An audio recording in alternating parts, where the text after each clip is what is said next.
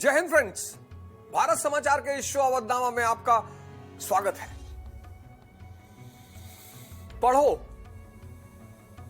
सीखो, समझो और उन्नति करो। डॉक्टर अंबेडकर, इतना प्रेम है मुझे इनसे, इतना। ये जितने भी लोग आप यहां देख रहे हैं, आप एक काम करो, इसी बैकग्राउंड की फोटो खींच लो आप और अपने पढ़ने वाले मेज पर लगाओ। डॉक्टर अंबेडकर, शिक्षा शेरनी का दूध है, जो पिएगा वो दहाड़ेगा। आज मैं इतिहास विषय पर बहुत ज्यादा नहीं बोलूंगा। आज मैं कुछ ऐसी बातें करूंगा। मुझे बहुत सारे मैसेजेस आए और मेरा सेमिनार था लखनऊ में, वहां दो बच्चियां मिली, एक लड़का मिला और उन्होंने कहा कि सर, भारत समाचार के शो ने हमारा जीवन तो बदला ही सर हमारा प्रीलिम्स क्वालिफाई हो गया सर। बड़े साहस मिला उस बात से। तो मैंने फिर ये सोचा कि हम एक शो ऐसा करेंगे जिसमें मैं आपको बताऊंगा शिक्षा क्या है, कंपटीशन क्या है, कोचिंग क्या है और परिवार की उसमें क्या भूमिका है। आज का हमारा शो उसी पर केंद्रित है। शिक्षा क्या है? अब शिक्षा शेरनी का दूध है, साहब कहते हैं शिक्षा शेरनी का दूध है। इन लोगों से आप प्रेम करिए, प्रेम, ये आपका जीवन बदल देंगे। इनको हिंदू, मुस्लिम, दलित, ब्राह्मण इस रूप में मत देखिए। ये क्या गुनाह कर रहे हैं आप लोग? शिक्षा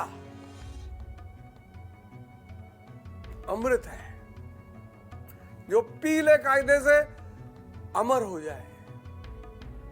और मैं बार बार ये बात कहता हूं कि शिक्षा का उद्देश्य है दिमाग को जिंदा करना।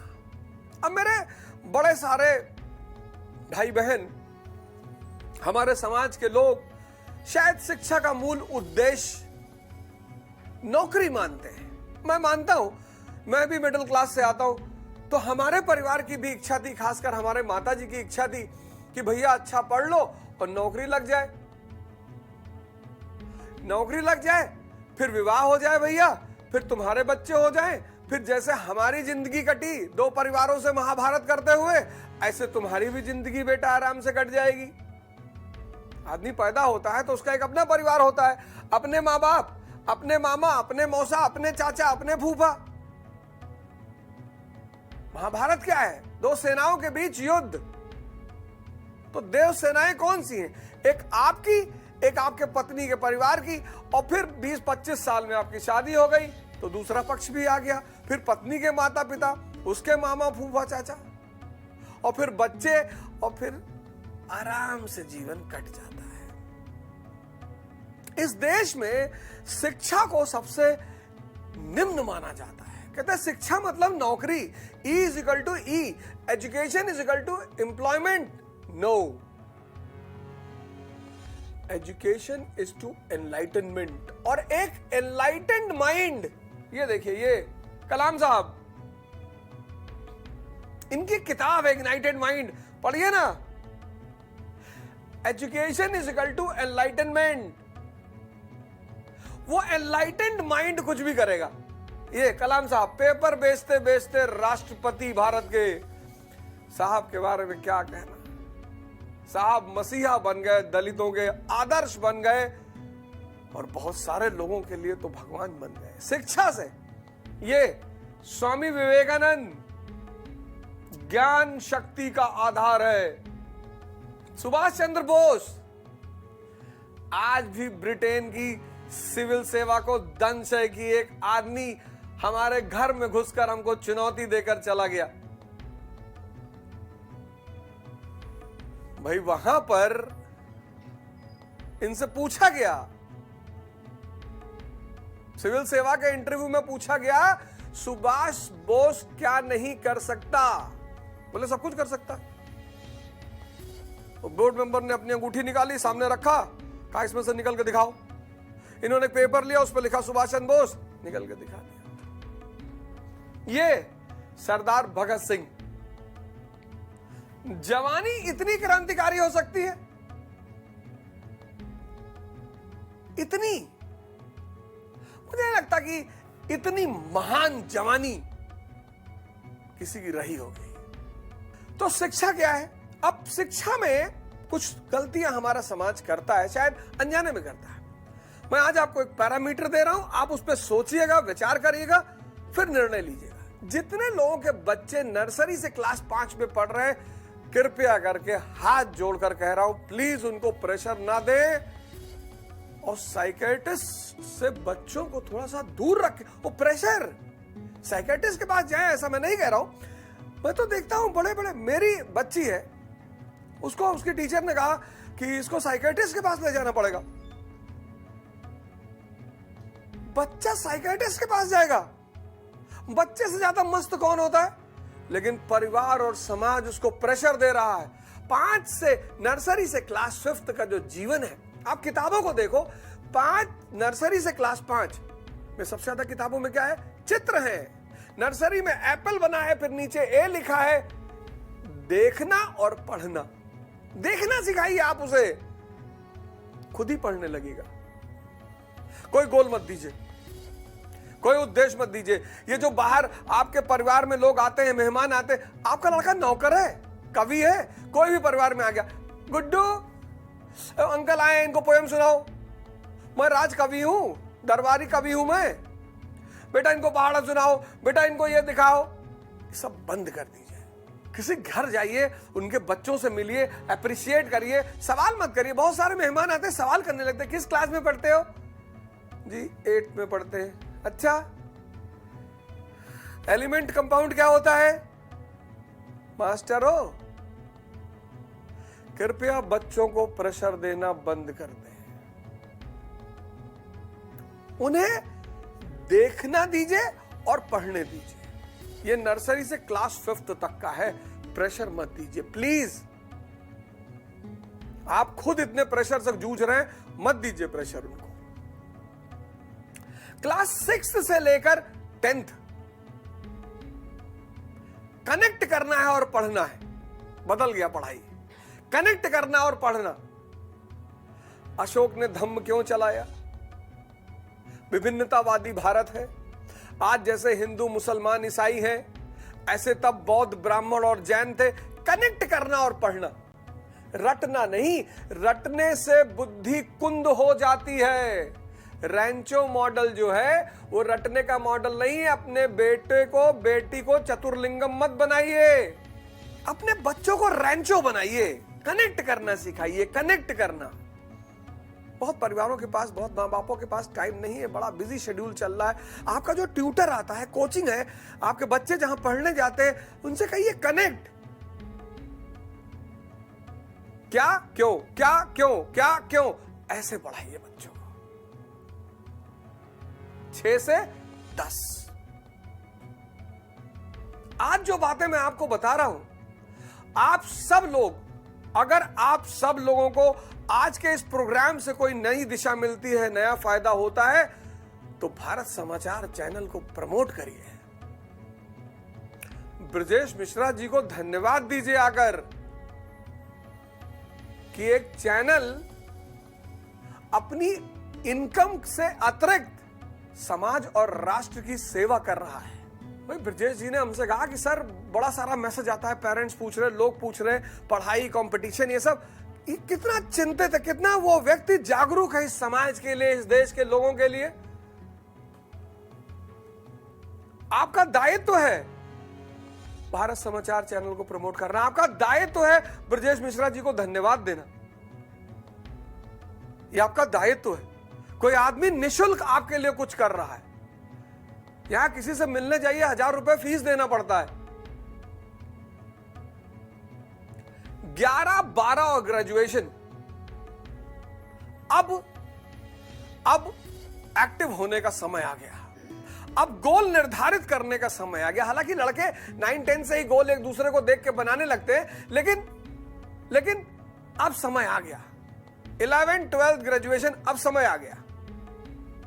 अब 3 काम करना है। अब कनेक्ट करना है, एनालाइज करना है और पढ़ना है। एनालाइज करना है अशोक का भारत और आज का भारत।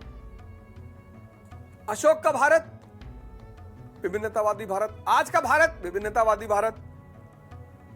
एनालिसिस करना है। नर्सरी से क्लास 5 क्या करना है? देखना और पढ़ना है। 6 से 10 में क्या करना है? कनेक्ट करना और पढ़ना है।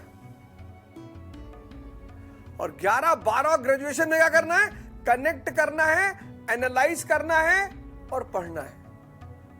और अगर आप ये काम कर ले गए तो आप ये समझ लीजिए कि ये शिक्षा इन 5 लोगों की तरह आपको भी ऐसे ही किसी पैमाने पर पहुंचा देगी। Education is not for employment. Education सिर्फ नौकरी देने के लिए नहीं है। एजुकेशन सिर्फ परसेंटेज लाने के लिए नहीं है।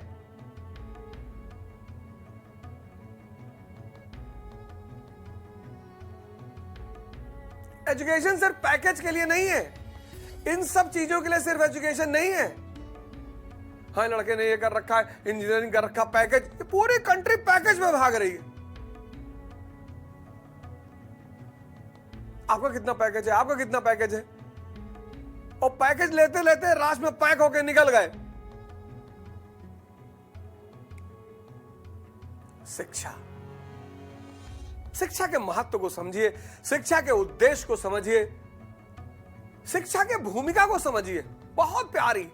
जिस व्यक्ति, समाज और राष्ट्र में शिक्षा महान हो जाएगी, उस व्यक्ति, समाज और राष्ट्र को महान बनने से कोई नहीं रोक सकता। अब शिक्षा में दिमाग जिंदा होगा, चीजों को स्पष्ट करेगा। ये देखिए स्वामी विवेकानंद, क्या धर्म की व्याख्या है। कहीं कोई ईर्ष्या मिलती है, कहीं कोई जलन मिलती है, किसी के लिए नफरत मिलती है। एक जिंदा दिमाग, चाहे वो फिजिक्स पढ़े, वहां मोशन पढ़े, वहां ग्रेविटेशन पढ़े, वहां साउंड पढ़े, वहां लाइट पढ़े, और चाहे वो धर्म में ग्रेविटेशन पढ़े और मोशन पढ़े और लाइट पढ़े और साउंड पढ़े कि अंदर ध्यान करोगे तो ओम की आवाज आएगी, प्रकाश दिखाई पड़ेगा, खिंचाव पैदा होगा। वो फिजिक्स और मेटाफिजिक्स दोनों को जोड़ देगा। कुछ अलग थोड़ी है। इस संसार में कुछ भी अलग नहीं है, बस दिखाई पड़ता है। तभी तो शंकर कहते हैं कि संसार माया है। ये है शिक्षा, और काम है दिमाग को जिंदा करना। शिक्षा आज का जो विषय है बृहद है, पर मैं उतना अंदर नहीं जाना चाहूंगा। मैं चाहूंगा कि आपको एक चीजों से रूबरू कराऊं, एक आईना दिखाऊं। आज देखो आप कितना केसेस हो रहे हैं बच्चों के। साइकाट्रिस्ट के पास ले जाओ, इलाज कराओ, ये कराओ, वो कराओ। बाल मन प्रेशर के लिए नहीं है। 15 साल से अपने आप प्रेशर आ जाएगा, आपको देना ही नहीं, आ ही जाएगा। सब चारों तरफ लड़ाई शुरू हो जाती है। 5 साल से 15 साल तक फुटबॉल, बास्केटबॉल, बैडमिंटन, बाकी पढ़ाई चलती रहे, बाकी पढ़ाई चलती रहे। इसमें किसके परसेंटेज है? एक आध साहब के हैं भी। शिक्षा के बाद जो दूसरा विषय है आज का, वो है प्रतिस्पर्धा, कंपटीशन। कोई एसएससी दे रहा है, कोई आईएएस दे रहा है, कोई पीसीएस दे रहा है। अब जितने तैयारी करने वाले लोग हैं वो इस बात को सुने गौर से। शिक्षा अलग है, कंपटीशन अलग है। 95% लोग ये जान ही नहीं पाते कि अब वो कॉलेज से निकलकर कोचिंग पहुंच गए हैं। कॉलेज में ग्रुप बनाइए, कॉलेज में राजनीति करिए, कॉलेज में पार्टी करिए, कॉलेज में चिल करिए, कॉलेज में प्यार करिए। कॉलेज है ही इसीलिए। कोचिंग में अगर तुमने ये सब किया तो तुम गए। कॉलेज में तुम स्टूडेंट हो, कोचिंग में तुम वॉरियर हो, योद्धा। अब आप शिक्षित हैं, बढ़िया ग्रेजुएट हैं, आईएएस की तैयारी करना चाहते हैं। इस देश में 95% लोग 10th के बाद ह्यूमैनिटीज नहीं पढ़ते। ह्यूमैनिटीज मतलब ज्योग्राफी, हिस्ट्री, पॉलिटी, और यही ह्यूमैनिटीज सिविल सेवा का केंद्र है। और जो 10th तक पढ़े हैं उनके टीचरों ने उनसे कहा है कि हिस्ट्री पढ़कर कोई राजा नहीं बनता, हिस्ट्री पढ़कर किसी को नौकरी नहीं मिलती। बिल्कुल सही बात है। हिस्ट्री पढ़ने वाला प्रधानमंत्री बनता है, जवाहरलाल नेहरू। ऐसा नहीं है कि ये पढ़ने से ये नहीं होता, वो पढ़ने से, सबका अपना महत्व है। इस देश में अगर आप बीए करते हैं तो आपको लोग बड़ी घृणा की निगाह से देखते हैं। अगर आप कहीं शादी वादी में खड़े हो, आपने कहा जी मैं बीए कर रहा हूं, बीए कर रहा हूं, इधर आओ, पीछे खड़े हो जाओ, बीए कर रहे हैं। गजब सा देश है ये। यहां आप बीएससी कर रहे हैं तो आपकी इज्जत है, यहां आप इंजीनियरिंग कर रहे हैं तो आपकी इज्जत है। और यही समाज हमें सिखाता है कि जो फायदेमंद है बस उसकी इज्जत करो, फिर वो बाद में कहता कोई किसी को इज्जत ही नहीं देता।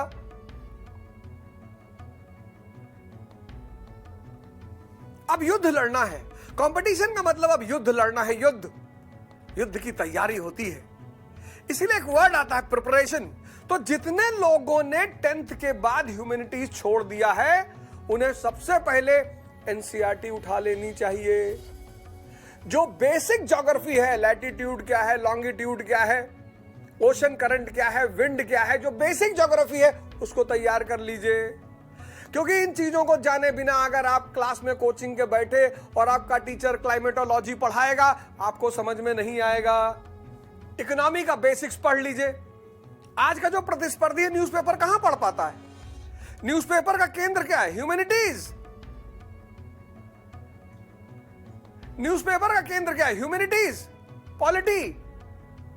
राज्यसभा जान लीजिए, लोकसभा जान लीजिए, डेमोक्रेसी जान लीजिए, इलेक्शन जान लीजिए, वोटिंग जान लीजिए, सब बेसिक बातें हैं। सर एनसीईआरटी क्यों पढ़ना चाहिए? अरे भैया बेस होगा तभी तो भवन बनाओगे।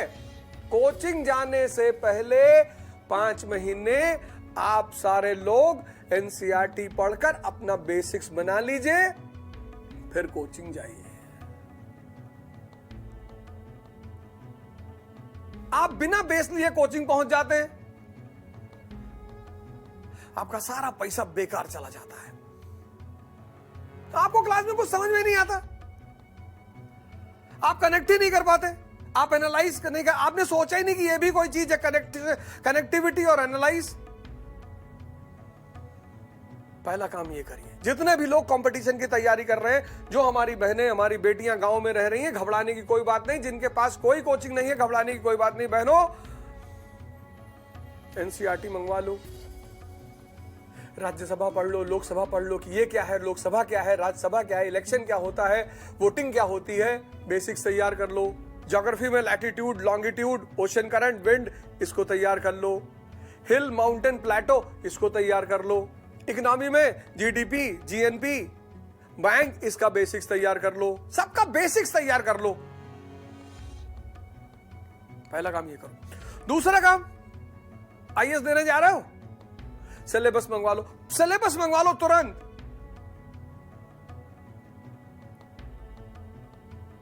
अब सिलेबस में पॉलिटी पढ़ना है, पॉलिटी का सिलेबस देख लो। फिर क्या करना है, यह बड़ी महत्वपूर्ण बात मैं बताने जा रहा हूं, उस पर गौर करिएगा। कोई जरूरत नहीं दिल्ली बिल्ली जाने की, घर में रह के पढ़ाई करो, घर में रह के पढ़ाई करो। सिलेबस मंगा लिया, अब पॉलिटी का सिलेबस देख लिया, अब अनसॉल्व्ड ले लो मेंस का, और 10 साल का क्वेश्चन पेपर निकाल लो। हर चैप्टर का जो 10 साल का क्वेश्चन है वो निकाल लो। प्रियम्बल से 10 साल में क्या पूछा, फंडामेंटल राइट से 10 साल में क्या पूछा, केंद्रीय एग्जीक्यूटिव से 10 साल में क्या पूछा, पूरा चार्ट बना के सामने रख के एक दिन अध्ययन करो। बस तुरंत क्लियर हो जाएगा, तुरंत स्पष्ट हो जाएगा क्या पूछ रहा है, कैसे पूछ रहा है। क्यों जा रहे हो यार पैसा खर्चा करने? कोचिंग भी एक रोल प्ले करती, मैं बताऊंगा अभी कौन सा रोल प्ले करती। तो पहला सिलेबस, दूसरा अनसॉल्व्ड। इसके बिना मत पढ़ना। सिलेबस और अनसॉल्व्ड के बिना पढ़ोगे तो कयामत तक पढ़ोगे। सिलेबस और अनसॉल्व्ड के बिना अगर पढ़ोगे तो कयामत तक पढ़ोगे, कयामत तक कुछ नहीं होगा। तुम बस पढ़ते जाओगे, जैसे वो मठ में लड़के पढ़ते हैं ऐसे भन भन भन भन, जैसे मदरसे में लड़के ऐसे भन भन भन पढ़े जा रहे हैं, मिलेगा कुछ नहीं। हमारी बहुत सारी बेटियां हैं, बहनें हैं, गांव में रहती हैं, शहर में भी हैं, नहीं पैसा है, नहीं बाहर जा पा रही, नहीं अफोर्ड कर पा रही हैं। आप करो। मैं भारत समाचार के जो एडिटर इन चीफ हैं ब्रजेश मिश्रा जी, उनसे कहकर एक टेलीग्राम चैनल बनवा दूंगा भारत समाचार का। वहां पर आप अपने प्रश्न डाल दिया करना, मैं वहां पर आपको सुझाव दे दिया करूंगा। जब युद्ध होता है एक देश से दूसरे देश के बीच में, तो वहां की ज्योग्राफी, वहां की रिवर, वहां की नाले सब अध्ययन करते हैं कि नहीं करते हैं? युद्ध के लिए स्ट्रेटेजी बनानी पड़ती है, पढ़ाई के लिए नोट्स बनाना पड़ता है। तुम अंतर समझते ही नहीं, तो सिलेबस अनसॉल्व। अब तीसरा कोचिंग। कोचिंग डायरेक्शन और डिसिप्लिन, दो चीज के लिए जानी जाती है। एक तो बहुत सारे लोग हैं जो कहते हैं हम रेगुलरिटी नहीं बन पा रही है, कोचिंग बनवा देगी, कोचिंग बनवा देगी, रेगुलरिटी डेली 3 घंटे क्लास चलेगी, 10 महीना हो गई रेगुलरिटी। लेकिन कोचिंग उसी को फायदा करेगी जो बेसिक्स करके जाएगा, और कोचिंग उसी को फायदा करेगी जो बताने जा रहा हूं, सुन लेना, जो होमवर्क करेगा क्रिएटिविटी के साथ। अभी का है मास्टर क्रिएटिविटी। क्रिएटिविटी मतलब क्लास में जो कॉन्सेप्ट पढ़ाया गया है उसको अपने हिसाब से कहानी में कन्वर्ट कर लेना। ये क्रिएटिविटी है।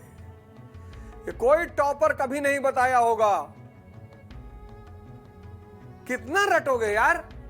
एक आदमी की शादी हुई, पत्नी आई, पत्नी ने खाना बनाया और पत्नी ने अपने आदमी से पूछा खाना कैसा है।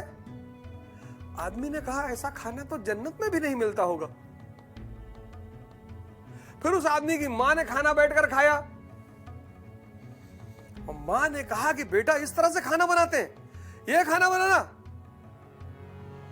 अब जिसने शीत युद्ध पढ़ा है वो तुरंत अलर्ट हो जाएगा, दो सुपर पावर।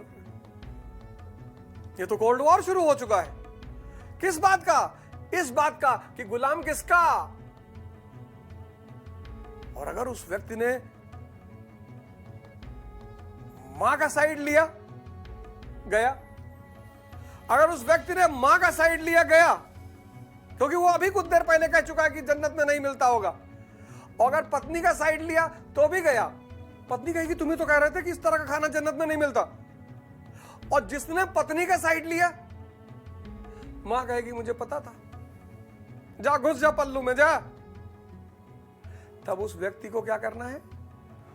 उसको गुट निरपेक्षता याद करना है। Cold war, non aligned movement.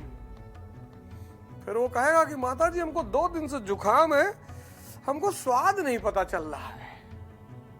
यहां पे उसको समझ में आएगा कि नॉन अलाइंड का मतलब क्या था। यह होती है क्रिएटिविटी। जो टॉपर जितने होते हैं ना, वो ये सब करते हैं, आपको बताएंगे नहीं। सब बिल्ली शेर की मौसी है और गुरु है, और शेर को सब कुछ सिखाती है। एक दिन शेर बहुत ज्यादा भूखा था, कुछ मिला नहीं, उसने बिल्ली को दौड़ा लिया, बिल्ली पेड़ पे चढ़ गई, शेर नहीं चढ़ पाया। तो शेर ने कहा कि बिल्ली मौसी ये तो तुमने बताया नहीं। बोले एक विद्या अपने पास रखनी चाहिए, पता नहीं कब शिष्य का मन भटक जाए। अपना भी तो जीवन बचाना है। कुछ चीजें हिडन होती हैं। कोचिंग जाओ डिसिप्लिन के लिए, कोचिंग जाओ डायरेक्शन के लिए, और होमवर्क करो क्रिएटिविटी के साथ। सब कोचिंग अच्छी, सब टीचर अच्छे हैं, ये सब फालतू की बातें हैं। स्कूल में, कॉलेज में जितनी किताब पढ़ोगे ज्ञान बढ़ेगा। स्कूल में, कॉलेज में जितनी किताब पढ़ोगे ज्ञान बढ़ेगा, इंफॉर्मेशन बढ़ेगी। कंपटीशन में ये मत करना। कंपटीशन में लक्ष्मीकांत पकड़ी तो पी गए पूरी। एक किताब को 20 बार पढ़ो, कम किताबें रखो, कॉन्सेप्ट्स क्लियर रखो। जो लड़का साल भर में प्रीलिम्स के 10,000 क्वेश्चन सॉल्व कर लेगा, बड़ा टारगेट नहीं है। 30 question per day, 900 per month, 9000 10 महीने में। जो लड़का साल भर में प्रीलिम्स के 10,000 क्वेश्चन सॉल्व करेगा 1:4 के फॉर्मूले पे, एक क्वेश्चन पे 4 क्वेश्चन, ये क्लाइव पे क्वेश्चन है, वहीं पे क्लाइव पे सारे फैक्ट तैयार कर लो, तो 9000 × 4 36,000 फैक्ट। 36,000 फैक्ट में सिर्फ 50 क्वेश्चन करने हैं, 60। 23 का जो पेपर आया था उसमें तो 40 ही करना है। और जो लड़का मेंस के 1000 क्वेश्चन लिख ले जाएगा, 500 जीएस और 500 ऑप्शनल, प्रैक्टिस। शिक्षा, कंपटीशन, कोचिंग।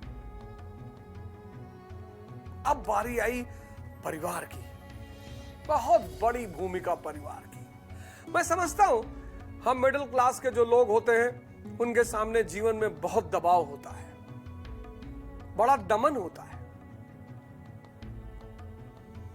मिडिल क्लास परिवार में 2 चीज होती है, बहुत ज्यादा है, एक दबाव, एक दमन। और सामाजिक प्रतिष्ठा। मैं इस मंच से आज कहना चाहता हूं, बड़ी सारी लड़कियों को दिक्कत होती है कि हमको बड़ा प्रेशर दिया जाता है, शादी का चुनौती दी जाती है। कोई भी अपने घर से हीरा नहीं फेंकता, शीशा फेंकता है।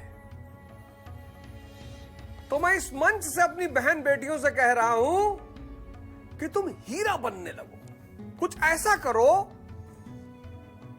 12th में टॉप कर गई, ग्रेजुएशन में टॉप कर गई, तो तुम अपने घर वालों को हीरा नजर आने लगोगी, हीरा।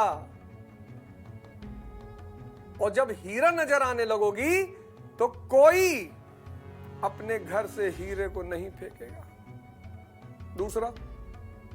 दूसरा, जितने भी middle class, lower middle class की लड़कियां हैं, सब अपने पिता की फोटो अपने पर्स में रखो, सब। क्यों? वही एक पुरुष है, वही एक पुरुष है जो वास्तविक प्रेम तुमसे कर रहा है। कैसे?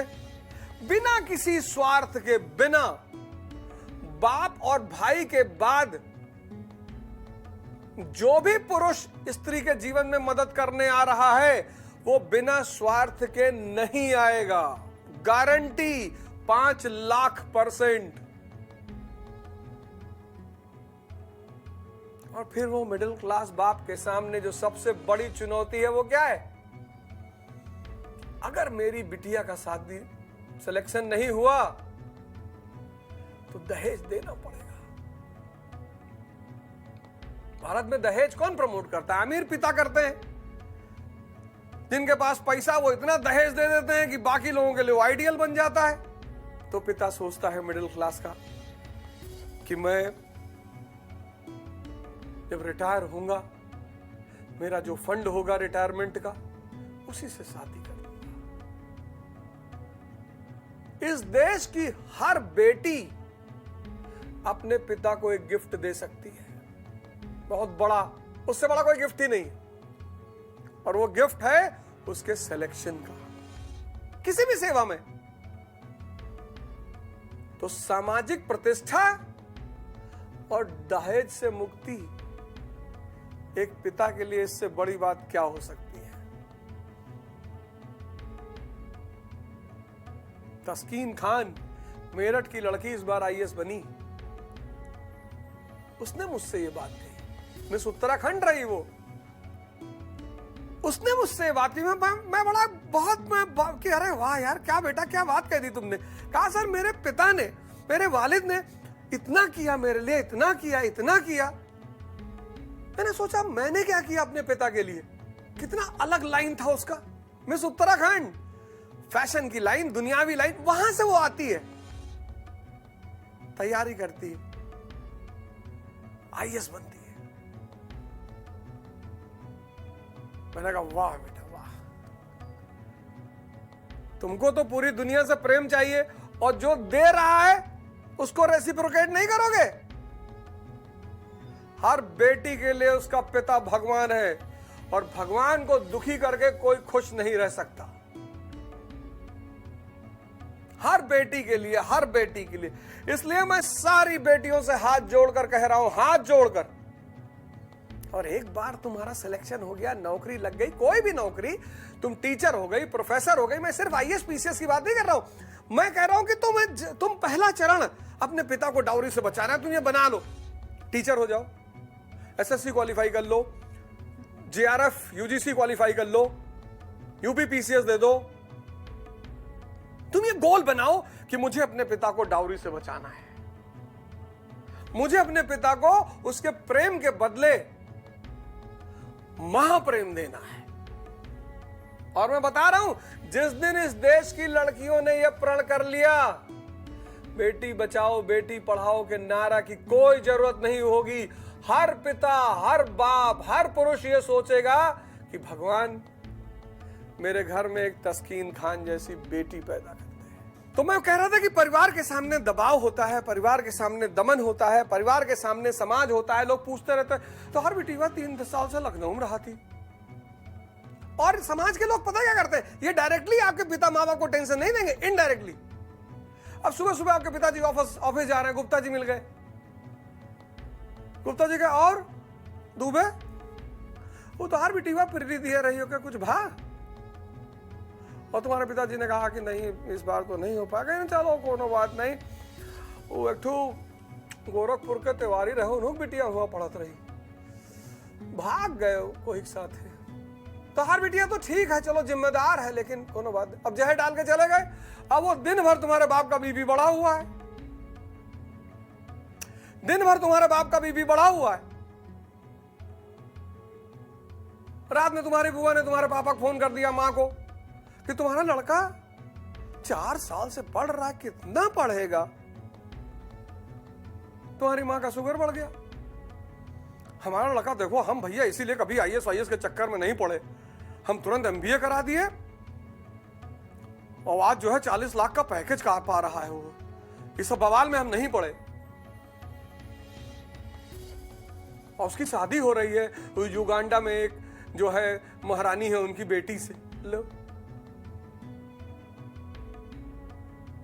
मैं सारे परिवारों से हाथ जोड़कर कह रहा हूं, कंपटीशन यानी युद्ध। आप जब भी अपने बेटा बेटी से बात करें, कुछ ऐसा कहें जिससे उनका उत्साह बढ़े, थोड़ा सा दबाव दें, 3 महीने पे, 4 महीने, डेली मत दें।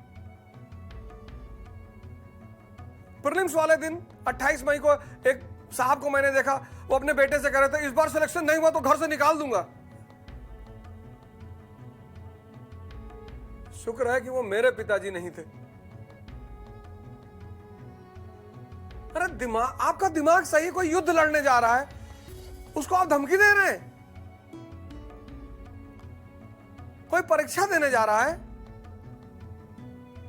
कोई ऑपरेशन थिएटर में जा रहा है, आप उससे कह रहे हैं कि डॉक्टर 4 ऑपरेशन पहले किया रहा, सब मर गए, वो अंदर एंटर करते मर जाएगा। शिक्षा, दिमाग को जिंदा करना, कंपटीशन, युद्ध, कोचिंग, दिशा और डिसिप्लिन, परिवार, भगवान। ये देखिए कलाम साहब, ये 5 फोटो आप लगाइए अपने घर में। कलाम साहब उपलब्धि, पेपर वेंडर से प्रेसिडेंट। अंबेडकर जी से क्या सीखना है कि पढ़ना है, किताब हमेशा अपने पास रखनी, मोबाइल रखे हो उसमें पढ़ाई करो। विवेकानंद, ध्यान करना है, साधना करना है, अपने पावर बैंक को मजबूत रखना है। मन चंगा तो कठौती में गंगा। सुभाष चंद्र बोस, माता पिता की इच्छाओं को पूरा करना है। पढ़िएगा इनकी कहानी, सब माता पिता की एक इच्छा है, आकांक्षा है, पूरा करिए उसको। ये नहीं चाहते थे आईसीएस बनना, इनके पिताजी चाहते थे, माता जी को डांट रहे थे, उन्होंने कहा इच्छा पूरी होगी, क्वालिफाई किया आईसीएस, अपने माता पिता को उनका गिफ्ट दिया, 1921 में रिजाइन किया, नॉन कोऑपरेशन मूवमेंट का हिस्सा बन गए। ऐसा पुत्र होना चाहिए। और भगत सिंह मतलब कि जीवन है तो क्रांति तो होगी ही। इनकलाब जिंदाबाद। अगले एपिसोड में आपसे फिर मुलाकात होगी। तब तक के लिए जय हिंद।